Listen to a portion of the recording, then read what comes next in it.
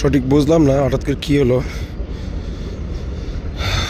আমি এত দূর ছিলাম, অনেক দূরে, সেখান থেকে দৌড়ে আসি, লঞ্চ স্লো করে দিয়েছি কেন, এবং লঞ্চটি কিন্তু আবার ঘুরিয়ে ফেলতেছে। জানি না কোথায় যাবে এখন, মনে সম্ভবত আবার বোতলাঘাটে যেতে পারে।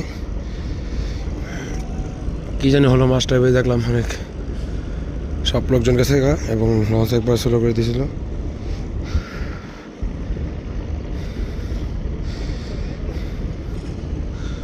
লঞ্চ কিন্তু আবার ঘুরাই লেগেছে, মানে ঢাকা তো ওইদিকে, লঞ্চ ঘুরিয়ে ফেলছে এদিকে, আবার মুভ করে লেগেছে।